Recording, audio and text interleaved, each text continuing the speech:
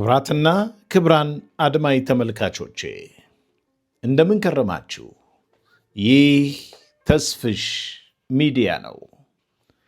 ባለፈው ጊዜ የጀመርነውን 23 የተሰኘውን መጽሐፍ እንቀጥላለን።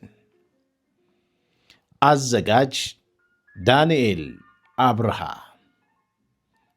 ቢንያም አቦራ እንዳሰናኘው። 23 ምዕራፍ 2 በፍጥነት ባሱ ሞላ። 4 ልጆች ግን ቢጠበቁ አንደኛውም ብቅ ሳይሉ ቀሩ። እነዚያን 3 ልጆች እነ ሄብሮንን በዐይኔ ማተርኩ አሉ። መታወቂያቸውም በሌላ መኪና ተልኮ እንደደረሳቸው ለረዳቱ ሲናገሩ ሰማሁ፣ ደስ አለኝ። የቀሩት 4ቱ ልጆች መኪና ውስጥ አንዴ እየዘፈኑ አንዴ እየዘመሩ ሲያወዛግቡን የነበሩት የጨርቆስ ልጆች ናቸው። እንሂድ፣ ትላንት ስልክ ቁጥሬን ተቀብለውኝ ነበር፣ በሌላ መኪና ይደርሱብናል አለ ረዳቱ። ሾፌሩ መኪናዋን አስጓራት። ጉዞ ጀመርን።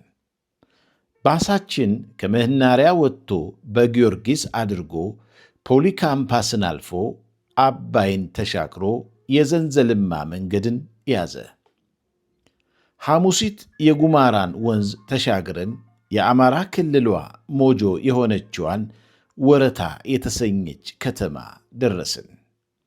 ከመንገዳችን በስተግራ በኩል ጥቂት ኪሎ ሜትር ራቅ ብሎ በትይዩ የሚገኘው ዩፋ ግን እጅ እየነሳን አዲስ ዘመን ከተማ ገባን። የአዲስ ዘመን ሰንሰለታማ ተራራዎችን አየሁ። የአዲስ ዘመን ከተማዋን ከተሰናበትን በኋላ ያጋጠመን መንገድ ዳግማዊ አባይ በረሃ ነገር ነው። የገደል ላይ አሽከርክሮሽ፣ የገደል ላይ ጥምዝምዞሽ እጅግ አደገኛ ከመሆኑ የተነሳ ከፊት ለፊት የሚመጣው መኪናን ማየት አይታሰብም። የእኛም መኪና ከፊት ለፊታችን ለሚመጣው መኪና የሚታይበት አጋጣሚ የለም። እንዲህ በሆነበት ሁኔታ ውስጥ አንዲት ታህል ፍጥነት ሳይቀንሱ ነው የሚነዱት። እግራቸው ከነዳጅ መስጫ ላይ ሳይነሳ በመጡበት ፍጥነት ይጠመዝዙታል። በተቃራኒ መንገድ ያለውም ሹፌርም እንዲሁ የሚጋጩ ነው የሚመስሉት። በግምት ከግማሽ ሰዓት በላይ ለሚሆን ጊዜ ይህን ነገር ተፈጽሟል። ለእኔ ተአምር ነው የሆነብኝ። ከፊት ለፊታችን ከሚመጣው መኪና ጋር የምንላተምና ገደል ውስጥ የምንገባ እየመሰለኝ በሰላም ሁሉን አልፈን አርኖ ከተማ ስንደርስ ሾፌርማ እዚህ መስመር ላይ ነው ያሉት አልኩ በልቤ። ሰው ተፈራርቷል። በዚያ ላይ ጥብቅ ፍተሻ አለ። አንድም ሰው እንዳይሰደድ፣ አንድም ደግሞ ወንጀል ሰርተው በዛ የሚያመልጡ ሰዎችን ለመቆጣጠር ተብሎ አደገኛ ፍተሻ አለ። በመንገዳችን ላይ የነበረውን የጉዛራን ቤተ መንግሥት እያየሁና በትካዜ ስለ ቤተ መንግሥቱ እያብሰለሰልኩ የፈላስፋዎቹ የነ ዘርዓ ያዕቆብና የወልደ ሕይወት ከተማ የሆነችው እንፍራዝ ደረስን። ጣና ሐይቅ በስተግራችን በኩል ፈንጠር ብሎ ሳየው ከባህር ዳር ጀምሮ ከኛ መኪና ጋር በትይዩ የሚጓዝ ይመስላል። ብዙ ሜዳ ሸንተረር ወጥተን ወርደን ማክሰኝት ከተማ ደረስን። ማክሰኝት ላይ ከመኪና ወርደን ቁርስ ፍለጋ ተሰማራን። ምግብ ፍለጋ ስንባትል እነዛ የቀሩት 4 ልጆች ለካስ ከረዳቱ ጋር ሲደዋወሉ ኖሮ ሲገሰግሱ በመኪና መጥተው ማክሰኝት ላይ ደረሱብን። በዐይን ስለተግባባን ሰላም አልኳቸው። እያወራን ምግብ ቤት ከእነርሱ ጋር ሄድን። ለምን አርፍደው እንደተነሱ ጠየቅኳቸው። ምን እባክህ ማታ ስንጠጣ አድረን ጠዋት እንቅልፍ ጉድ ሰራን አለኝ አንዱ። አራቱም አንድ ላይ ሳቁ። እኔም አጀብኳቸው። ስማቸውን አራቱም ነገሩኝ። ናቲ፣ ደቤ፣ ዞላ፣ አማረ ብለው ራሳቸውን አቆላምጠው አስተዋወቁኝ። ዳኒ አልኳቸው። የእኔ ስምስ ለመቆላመጥ ምን ያንሰዋል? ምግብ በልተን ይህን የጀበና ቡና አይቼ ማለፍ ቢያቅተኝ አዝዤ ጠጣሁ። በየአይነት ነበር የበላ ነው። ለምን እንደሆነ አላውቅም፣ በጣም ደስ አለኝ። አሁን ጎንደርን ልናይ ነው ታድለን። እኔ እኮ ወደዚህ አካባቢ መጥቼ አላውቅም አለ ናቲ። እኔም አለ ዞላ፣ ሁላችንም ጎንደርን ለመጀመሪያ ጊዜ ልናይ ነው። የፈረደበትን ራኒ ጁስ ገዝቼ አንዴ ከመጎንጨቴ የመኪናው ክላክስ አንባረቀ። ወደ መኪናችን ተከተትን፣ ተነሳ። መኪናው ውስጥ እንደገባን እምዬ ጎንደርን ልናይ ነው ብለን ተስፋ አሳደርን። ፋሲልን በቴሌቪዥን ከመመልከት በአካል ወደ ማየት ሊያዞሩልን ነው ብለን ሰፍ ስንል አሳይተው ነሱን። ጎንደርን በከተማዋ በኩል እናያታለን ብለን ጓጉተን ሳለን በአዘዞ በኩል አልፈን ሄድን። መኪናው አፍንጫውን ወደ ጭልጋ አቅጣጫ አዞረ። እየበሰጨኝ አለዳኘው አለ። ጎንደርን ባለማየታችን የተፈጠረብን ስሜት ብዙ ጥያቄዎችን ፈጠረብኝ። መቼም እነዚህ ልጆች ወደ መተማ የሚሄዱት እንደኔው ለስደት ቢሆን ነው። አንድ ስደትን መርጦ የሚሄድ ሰው ስለምን ጥሎት ስለሚሄደው ታሪካዊ ስፍራ መጎብኘት ይፈልጋል? ትቶ በመሄድ ላይ ያለ ሰው ስለምን ትቶት የሚሄደውን ይጎበኛል? ዓይን ከአድማስ ማዶ ለማየት ጓግቶ እግርን ወደፊት እንሂድ እያለ ሲያስቸግር አንገት ለምን ወደ ኋላ መዞር ፈለገ? ጎንደርን ባለማየታችን ለምን ተበሳጨን?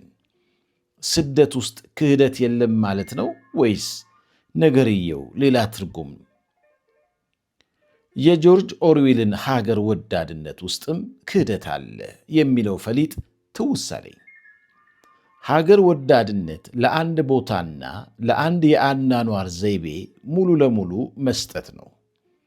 ብሔርተኝነትም ራስን ከአንድ ዘውግ ጋር በማቆራኘት ሌሎችን አለመቀበል ነው። በሁለቱም ውስጥ ሌላውን መካድ አለ ይላል ጆርጅ ኦርዌል። በስደት ላይ ሳለ የከሃዲነት ስሜት ለሚሰማው የልብ ታማሚ የጆርጅ ኦርዌል ሀገር ወዳድነት ውስጥም ክህደት አለ የሚለው ሐሳብ ፍቱን መድኃኒት ነው። ስደተኛ ብቻውን ለምን ከሃዲ እየተባለ ይቆስላል? ጉዞ ወደ ምዕራብ ጎንደር። የመተማን ርቀት ለመግለጽ የተተረተ አንድ ተረት አለ። ቅማል ስትጓዝ አንዱ ወዴት ልትሄጂ ነው ብሎ ይጠይቃታል። እንዲህ ብላ ትመልሳለች፣ ቅማል ወዴት ልትሄጂ ነው? መተማ። ትደርሻለሽ? ልብማ። በጭልጋ አድርገን ሰራባን ሰንጥቀን ነጋዴ ባህርን አልፈን መጋነንን ተሰናብተን ኮማርን ጥለን ኮኪትን አልፈን መተማ ደረስን። የመተማ ከተማ አመድማነት ተመልክቼ ግርምታ ጫረብኝ። ከተማዋን ለከተማዋ የነበረኝ ግምት ሆድና ጀርባ ሆኖብኝ። መኪናው መናኸሪያ ገባና ተጓዡ አንድ በአንድ መውረድ ጀመረ። ልክ ከመኪናው ልወርድ ስል አንዱ በድምፅ ማጉሊያ የሆነ ነገር ሲናገር ሰማሁ። መኪናው ውስጥ የነበሩ የጨርቆስ ልጆች ናቲ፣ ደቤ፣ ዞላ፣ አማረ ከመኪናው ከወረዱ በኋላ እኔም ወረድኩ። ሰውየው ሱዳን የምትለዋን ቃል ሲደጋግም ጆሮዬን ጣልኩ። ወደ ሱዳን የምትሄዱ ሌቦች፣ ደላሎች ስላሉ ተጠንቀቁ። በእኛ መሄድ ለደህንነታችሁም ለገንዘባችሁም ተመራጭ ነው። ከእኛ ጋር መሄድ የምትፈልጉ ፓስፖርት ያዙና ተከተሉኝ አለ። ባጅ አጥልቋል ሰውየው። በተንቀሳቀሰ ቁጥር ባጁ ቦርጩ ላይ ይንገዋለላል። ፓስፖርት ያለው ሲል ሕጋዊ የሆኑትን መጥቀሱ ይሆን ስል ለራሴ አኩተመተምኩ። ይሄ ሰው ሊያስዘን ነው እንዴ? አለ ዞላ። በራሳችን መንገድ ብንሄድ ይሻላል አለው ደቤ። እንደኔው ለስደት እንደወጡ ገመትኩና ተገረምኩ። እንዴ ሱዳን ናችሁ እንዴ አልኳቸው ደስ ብሎኝ።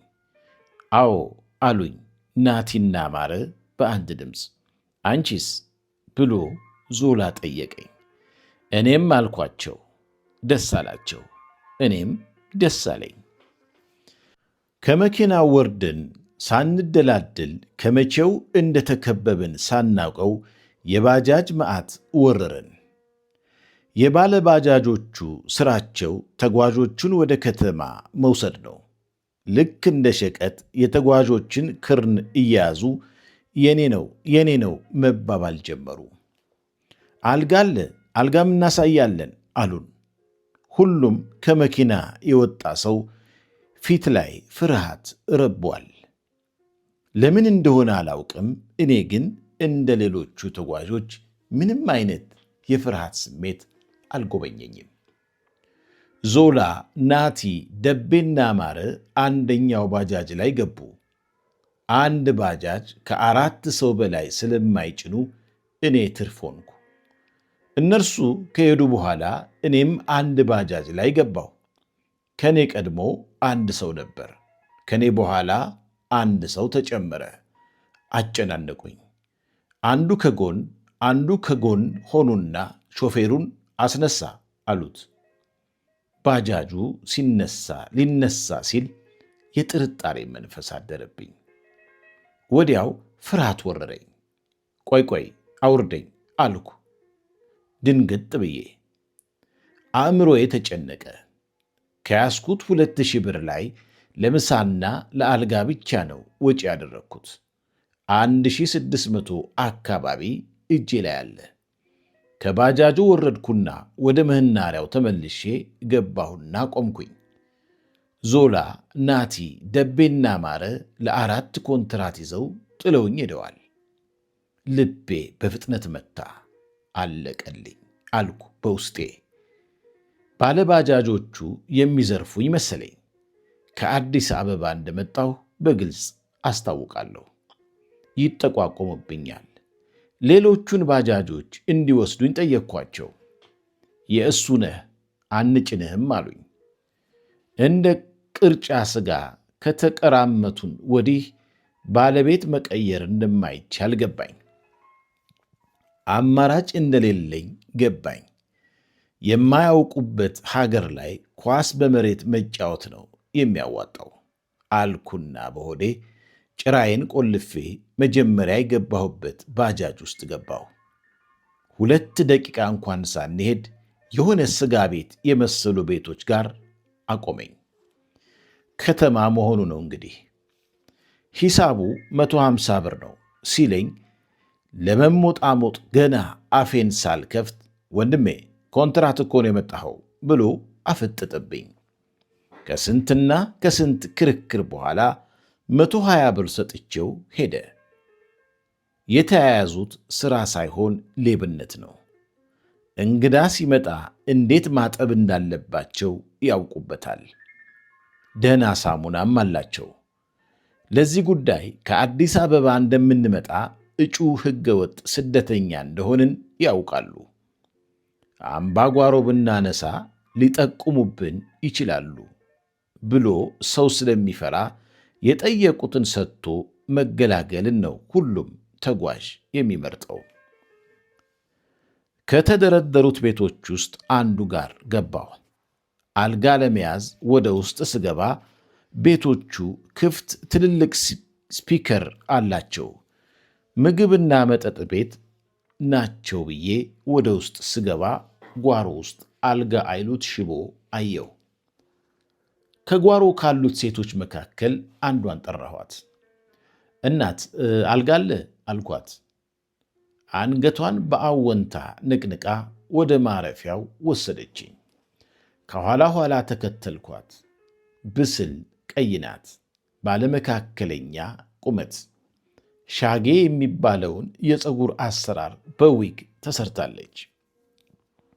70 ብር አለችኝ። መልስ አልሰጣት ቤቱን በደንብ ገረመምኩት። የምጠላው ነገር አየሁ።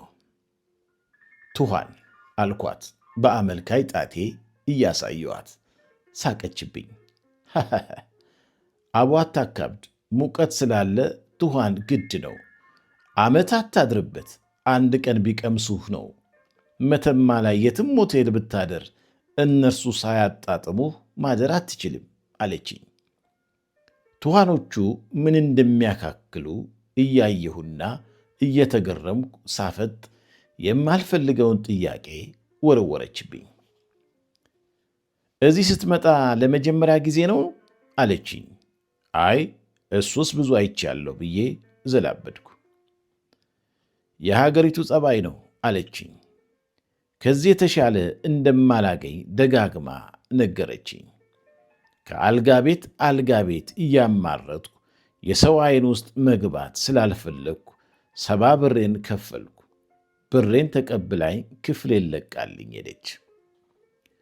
ቦርሳዬን ከጀርባዬ አውርጄ በረጅሙ ተነፈስኩ።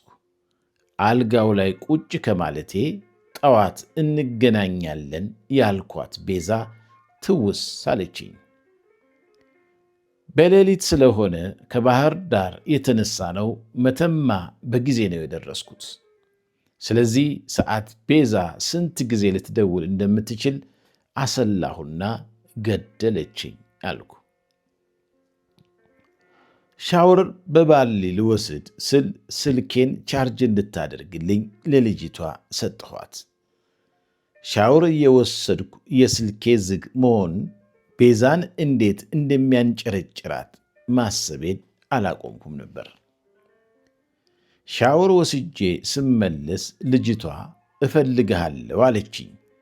ደስ የሚል ስሜት አልተሰማኝም። ጉድ ፈላ። ደሞ በጠራራ ፀሐይ ምን ልታደርገኝ ነው? ልጅቷ ሴተኛ ዳሪ እንደሆነች ገብቶኛል። እንዲህ በግልጽ ግን ትፈታተነኛለች ብዬ ግን አልጠረጠርኩም ነበር።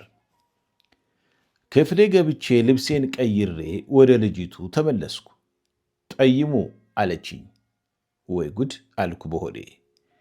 ለምን ጠይም ወንድ ቀይ ሴትን የሚወደው ብላ ብስል ቀይ ፊቷ ላይ በቀጭኑ የተኳለችውን የቅንድብ ጠርዝ በአመልካይ ጣቷ እንደ ማከክ አደረገች። ልጅቱ የዓይን አውጣነት ባንዲራ ያዥ መሆኗን ለማወቅ ምንም ጊዜ አልወሰደብኝም። በበኩሌ ምንም ባይገባው ሰው ያልገባው ሰው ለመምሰል ብተውንም አልሰመረልኝም። ወዲያው አንገቴን ደፍቼ መሬት መሬት አየሁ። ዝም አልኳት። አሁን ይሻላል ወይስ እረፍት ከወሰድክ በኋላ ስትል ቀና ብዬ አየኋት። ወዲያው ዓይኔን ሰበርኩ። ቀጥላለች እሷ። ከፈለክም ማታም ትችላለህ፣ ግን ያው ማታ ከስተመር ስለሚበዛ ለምን ከሌሎች ጋር ሽሚያ ውስጥ አስገባህ?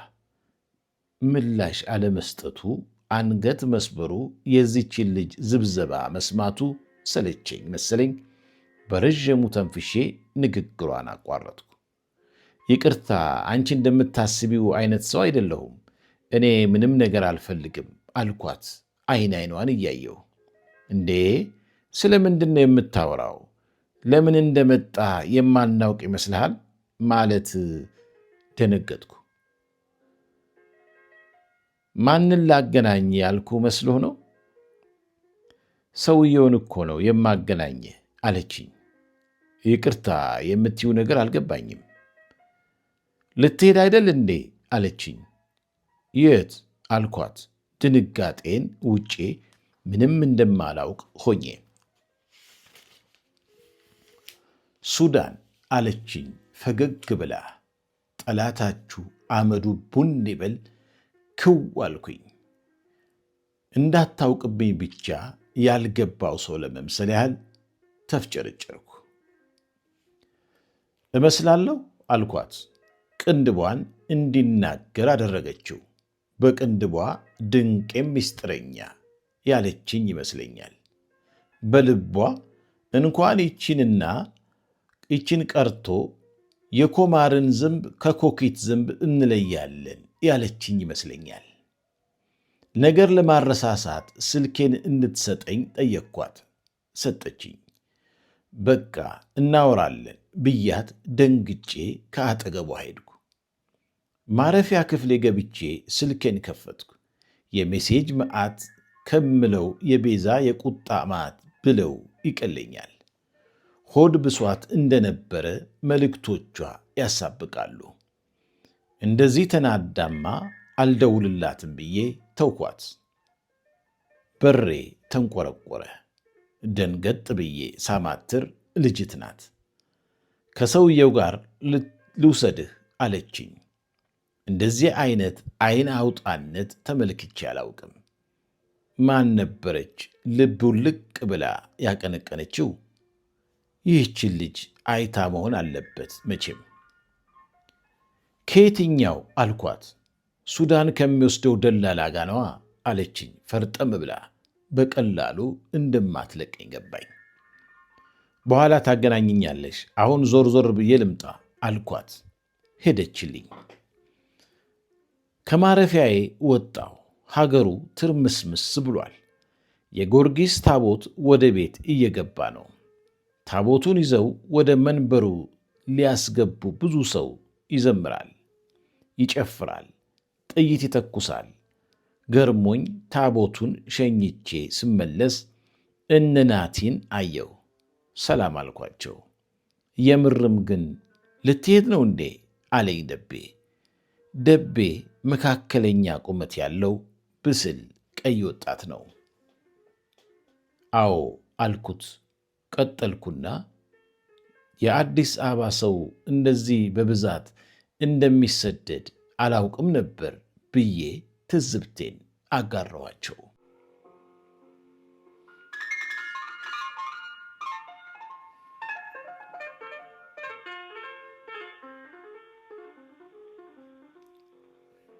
እናንተ ግን ካደመጣችሁ በኋላ ለምን ሰብስክራይብ አታደርጉ? ሐሳብ አስተያየት ካላችሁም ኮሜንት አድርጉ። ለጓደኛ ለቤተሰብም ሼር አድርጉላቸው። አመሰግናለሁ።